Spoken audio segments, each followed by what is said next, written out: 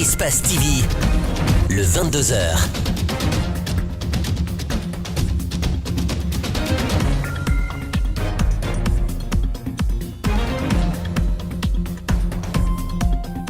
Bonsoir à tous et bienvenue dans cette grande édition d'information dont voici les titres. Mondial Russie 2018, c'est fini pour les 5 représentants du continent. Les Lions du Sénégal, dernière équipe africaine dans cette compétition, a été éliminée ce jeudi par la Colombie. Score en but à 0, c'est la déception partout. 6 mois de prison, dont 4 assortis de sursis, c'est la peine retenue contre le syndicaliste Aboubacar Sidiki Mara. Le secrétaire général adjoint de l'Union générale des travailleurs de Guinée restera en détention jusqu'au 8 juillet. Ses avocats entendent interjeter appel. Crime rituel à Gomboya, dans la préfecture de Koya. Une jeune fille de 12 ans a été tuée puis mutilée. Son corps a été retrouvé dans une maison inachevée. Les auteurs de ce crime crapuleux se sont enfuis.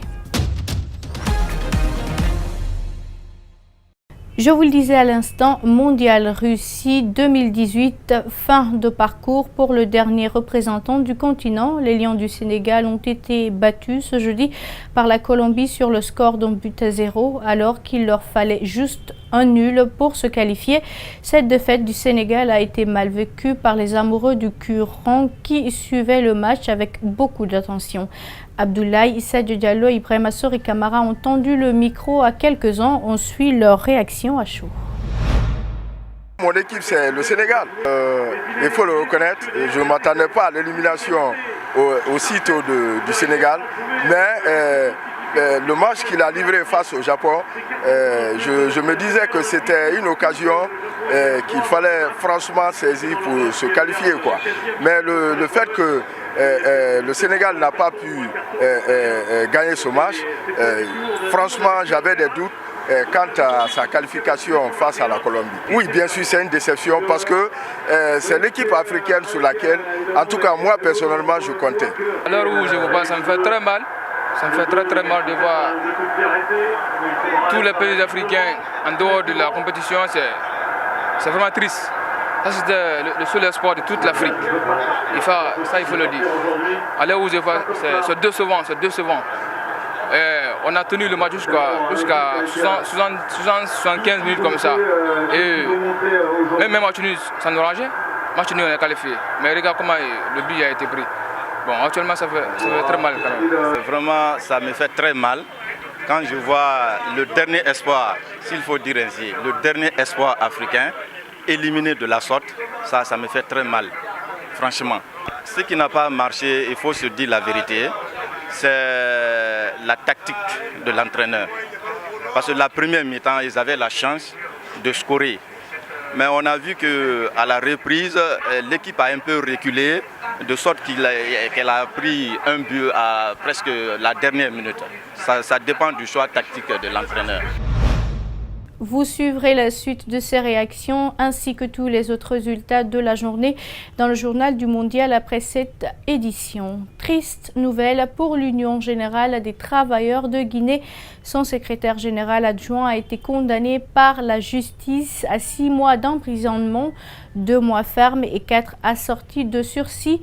Outré par la déception du juge, l'avocat d'Aboubacar Sidiki Mara dénonce ce verdict et qualifie les magistrats d'être aux ordres des autorités. Compte rendu Ouminatou Sidibé et Ibrahima 5 Souma.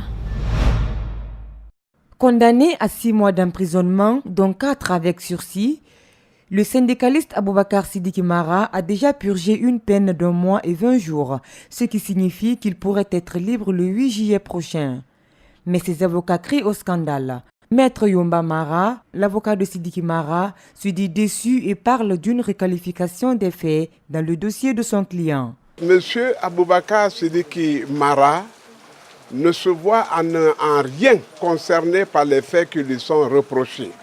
Les organisations de défense des droits de l'homme, le barreau de Guinée, les avocats, les citoyens, même Landa, savent que ce dossier fait l'objet de dénonciations et fait honte à notre pays, à notre état de droit qui est en train de s'estomper.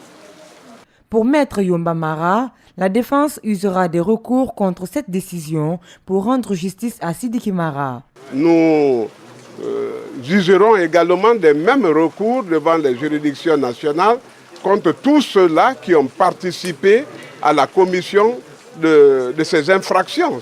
C'est le pouvoir et ses agents qui ont commis des infractions au préjudice de M. Mara et non le contraire. Très irritée, l'épouse du syndicaliste fustige l'attitude de la justice guinéenne qui, selon elle, fait de l'abus. Si ces arguments ne tiennent pas la route, pourquoi on va essayer de requalifier autrement pour vraiment lui coller quelque chose? C'est encore une fois très regrettable. Aujourd'hui, je pense que si nous voulons construire une nation vraiment basée sur ce qu'on appelle une nation unie, il faut vraiment une justice qui est capable vraiment de dire la vérité. Aboubacar Sidiki Mara, secrétaire général adjoint de l'UGTG, a été arrêté le 6 mai dernier dans sa chambre d'hôtel à Boké sur instruction du chef de l'État.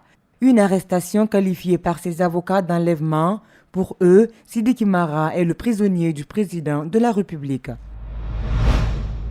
Le divorce a-t-il été consommé entre le parti Union des forces démocratiques UFD de Mamadou Badikoba et le pouvoir d'Alpha Condé? C'est la question qu'il se pose après la sortie fracassante ce jeudi du président de l'UFD contre la gouvernance actuelle. Dans une déclaration teintée de déception, Badiko est revenu sur les certaines défaillances du régime de la nomination du nouveau gouvernement.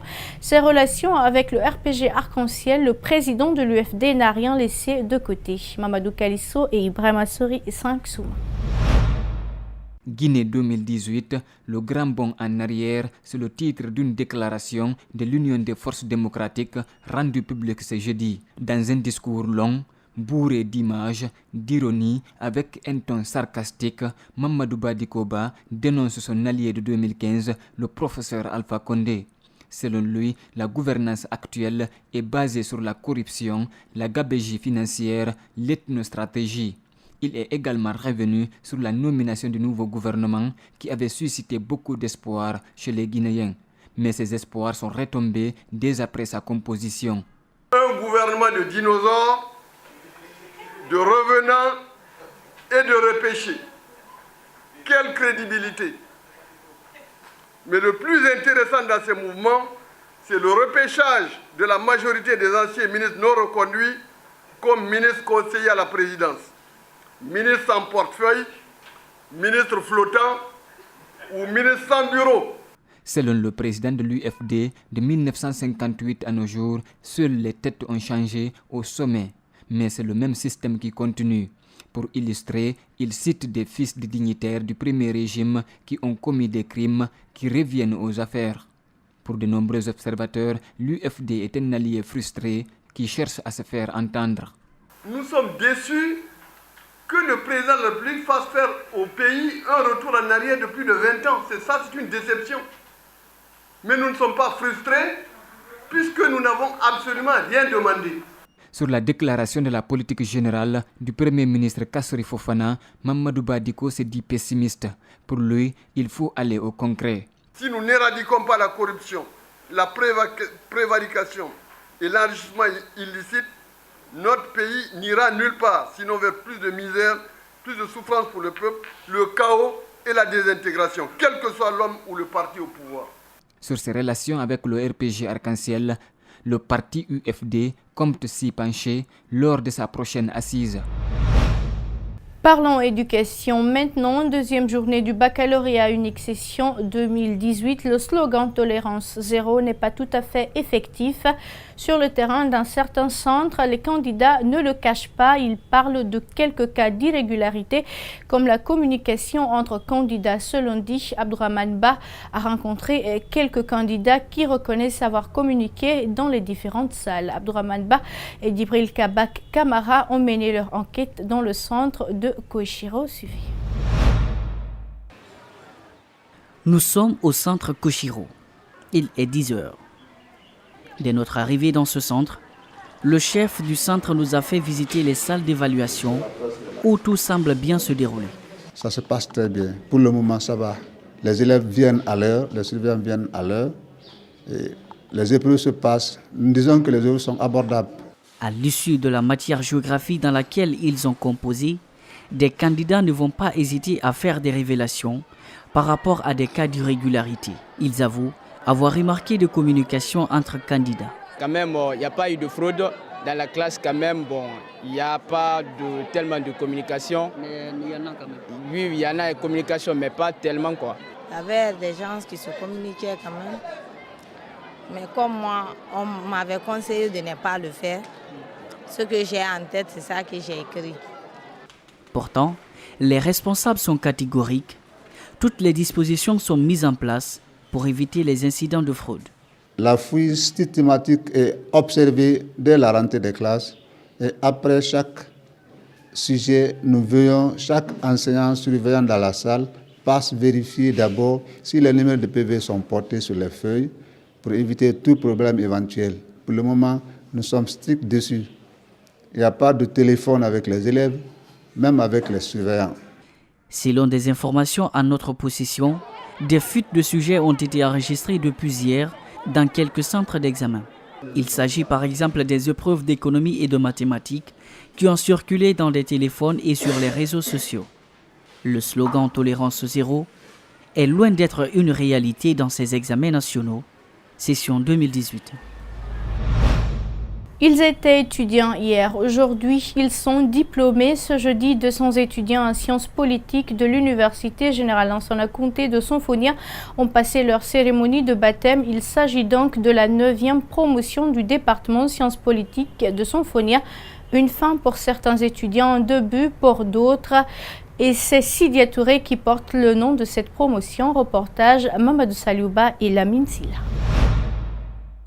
Drapés dans leur chemise blanche, ils sont désormais des diplômés en sciences politiques.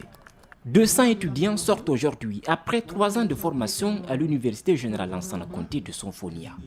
Des étudiants devenus des diplômés avec beaucoup d'ambition. Et mon ambition est ici d'avoir sorti de la Guinée dans l'ornière et en tant que futur administrateur.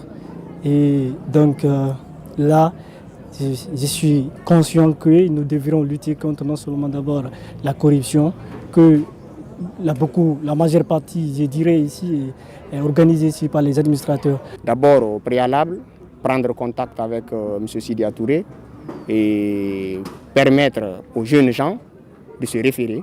Et deuxièmement, permettre à l'émancipation, surtout socio-économique de la Guinée. La politique, c'est leur spécialité et ici, on ne cesse de rêver. Je vais être un grand diplomate, être un grand ambassadeur, pourquoi pas être président de la République. Une licence fondamentale va peut-être tout changer dans leur vie, mais ici, beaucoup pensent que ce n'est pas suffisant. Il ne faut pas se limiter au diplôme de licence. J'ai fait un grand pas dans ma vie, donc il y a beaucoup encore qui m'attendent. Je souhaiterais avoir et poursuivre mes études et faire mon master, pourquoi pas aussi mon doctorat. Et pour cette étape franchie, c'est Sidia Touré qui est choisi pour porter le nom de la 9e promotion des sciences politiques de l'UGLC. Un nom politique pour des diplômés en Sciences Po, il est un peu le porte-bonheur. C'est un grand plaisir pour moi, mais également une grande fierté de voir que des jeunes gens, qui pour la plupart sont mes enfants, aient pu se mettre d'accord sur mon nom qu'ils vont porter tout le long de leur carrière. Décrocher un emploi est donc la future mission pour ces 200 diplômés dans un pays où le chômage ne dort pas.